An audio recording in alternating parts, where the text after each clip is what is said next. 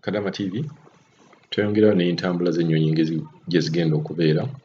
Kakati omuntu yenna muri Jordan, Kuwait ne Bahrain, eno information yo njagala owulirize bulungi. Ennyonyi egenda okuva mu nsi zino eri expected esuubirwa okubeera ng'evaayo nga 9. Lwaki tugamba expected oba okusuubirwa? Waliwo factors ezimu eziyinza okubeera nga zigaana ennyonyi eno okubeera ng'ejja. Nga factor ekyasinze kaakati ekyasinze okulemesa kubeera nti abantu bayinza okweregistaringa bangi naye ate ne batakola ki, ne babeera nga tebasasudde. Kuba abantu bonna baagala okujja, bamu baregistaringa naye ne batasobola kusasula olw'ensonga ez'enjawulo ze twogerako.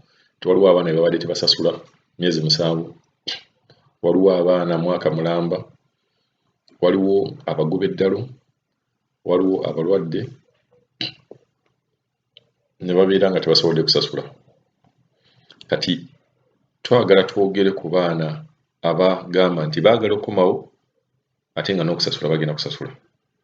Eno message esinga kukwata nnyo ku bantu abo. Ugandan Embassy nga bwe nabagamba nti Ugandan Embassy yokka, Ugandan Embassy in Saudi Arabia ye yokka esobola okwasaganya ekintu kino ekyokubeera nga abantu baddayo.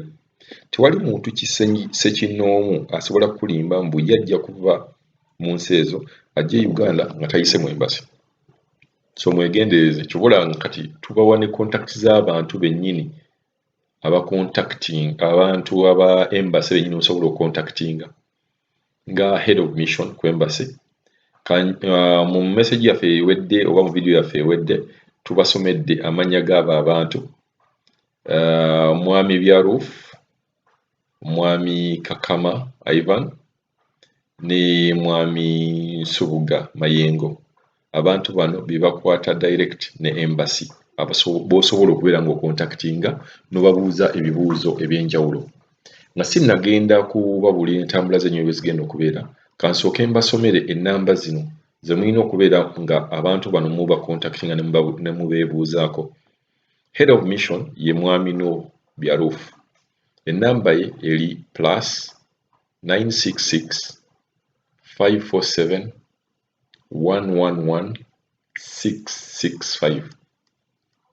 Ennamba ya Mwami Nuh Byaruf Head of mission eri 966 547 665.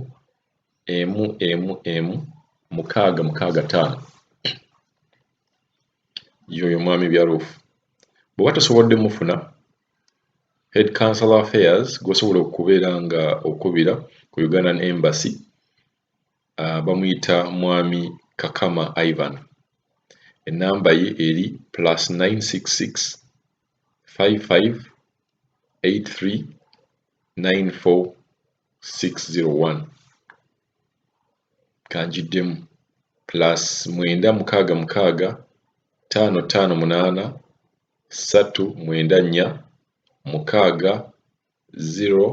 601. Be bantu abo b'osobola okontaktinga ne babeera nga bakubuulira ki ekigenda mu maaso. N'alisabye n'abaana abali mu buzibu bwenna, abali mu buzimu ng'olabira ddala gwe tosobola, oba oli mulwadde oba oli mulalu, contactinga abantu bano bajja kuyamba. Awo njogedde ku nsi ya Jordan, Kuwait ne Bahrain. Mucontactinga abantu abo ku ssimu ezo ze mbawadde. Kakati tugenda kweyongerayo n'entambula y'abaana abali mu Kuwait, Jordan ne Bahrain. Entambula zigenda kubeera bwe ziti. Nga 9 be-expectinga ennyonyi egenda okuva mu nsi ezo ejje Entebbe. Nga ennyonyi gye bagenda okukozesa egenda kubeera Emirates. Emirates y'ennyonyi embassy gyetegeseewo egenda okubeera nga ejja bakadaama basekadaama mu nsi zino. Kigenda kubeera bwe kiti oba embassy etegeeraganye bweti ne airlines zino. Abantu abagenda okuva e Jordan ku kisaawe ky'e Amman mugenda kusasula jeddi 460. Kankiddemu abantu abagenda okuva e Jordan, that is Amman Airport, mugenda kusasula jeddi 460. Abantu be Kuwait mugenda kuba musasula keddi 217. Abantu be Kuwait mugenda kuba musasula keddi 217. Then abantu ba Bahrain ku Manama Airport mugenda kuba musasula biddi 228. Mugenda kuba abantu be Bahrain mugenda kuba musasula 228. Yegenda okubeera entambula y'ennyonyi era byebyo ebisale. Abantu abamu mutugamba tusasudde tutya. Embassy egamba ekyanoonya engeri eŋŋonvu eneeyanguyira buli muntu mu nsi eno okubeera ng'asasula, era bw'eneeba nga efunye information eno ejja kubeera nga etubuulira tujje era tubagambe, oba naye egenda kubeera ng'eteeka information eno ku platforms nyingi, platforms zesinga okukozesa egenda kubeera ng'eziteekako.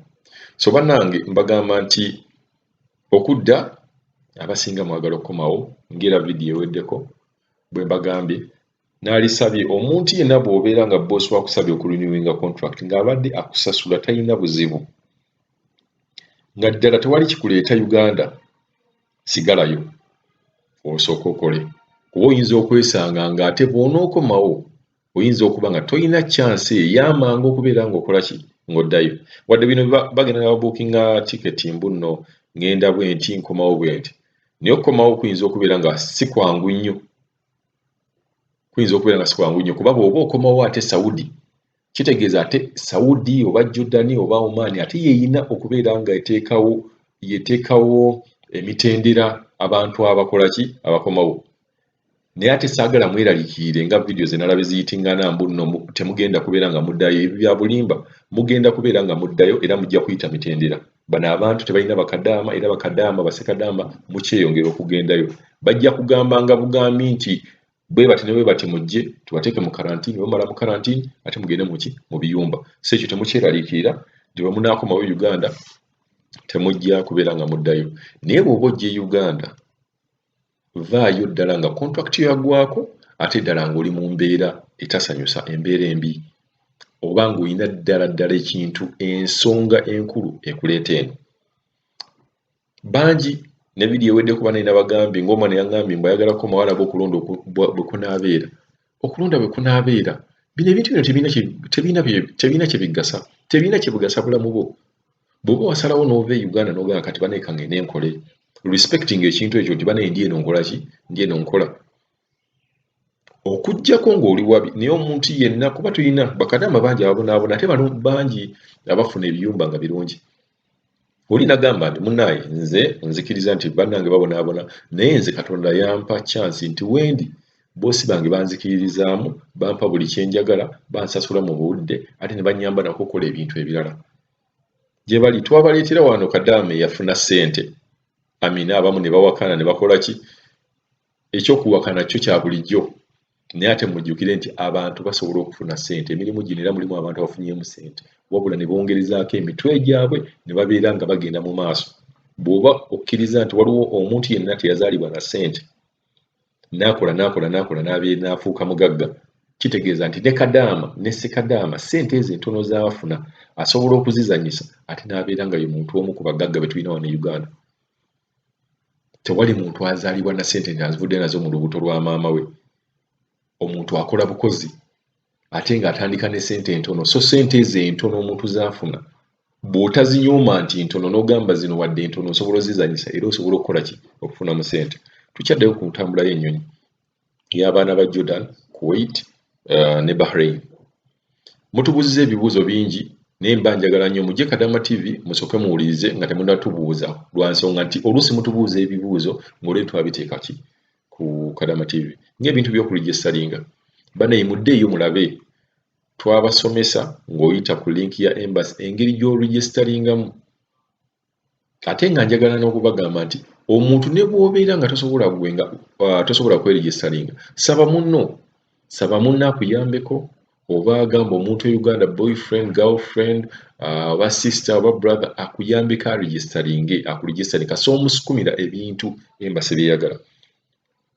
Waliwo n'ebintu 17 omuntu by'olina okufulfillinga nga obeera ng'okomawo Uganda. So bannaye twewandiise, bwe tumala okwewandiisa ate tulabe nga tusasula. Babboosi nkimanyi tebaagala basasula lwa nsonga oluusi naffe tuteekawo embeera etali nnungi. N'olaga boosi wo era w'obadde si walungi, n'olaga boosi wo bw'ogenda todda. Lwaki omulaga nti bw'ogenda todda? Ogamba omuntu bwe ngenda sidda era wano mbadde bubi, naye ate omwana ogamba nsasulira tiketi, gwe bw'abeera gwe ng'omuntu ayogedde bw'atyo osobola ogisasula. So njagala tuyige empisa z'okwogera ne babboosi.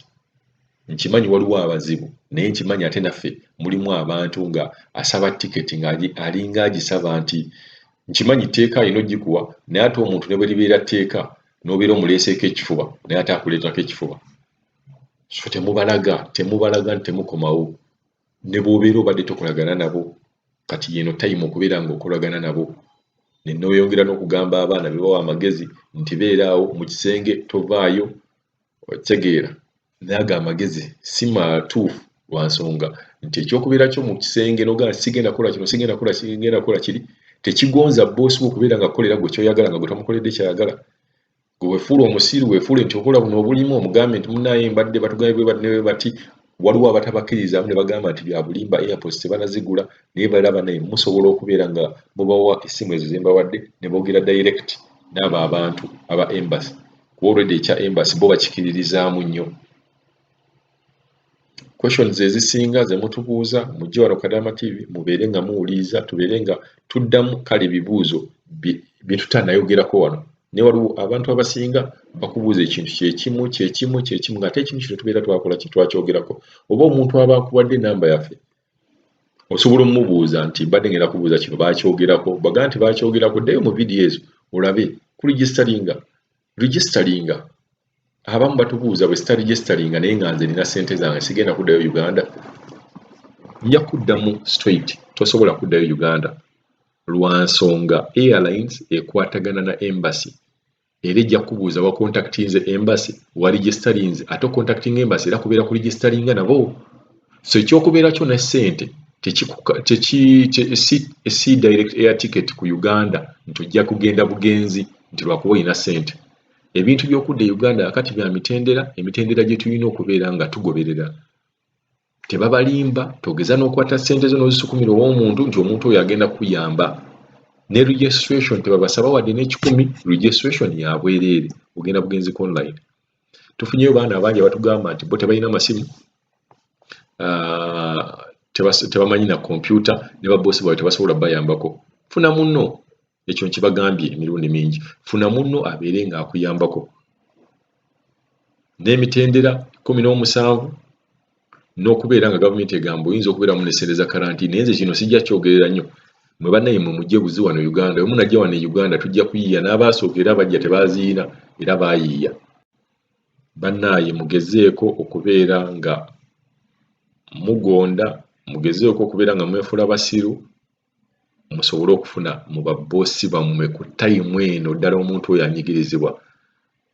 Omuntu atayina ngeri gy'asobola kukolamu kintu kyonna oba tasobola kusasula ya tiketi muguwa ddalu biki, mu contacting era ennamba ezo ez'abo abaami mubannyonnyole situation yammwe balabe engeri gye basobola okubategekeramu.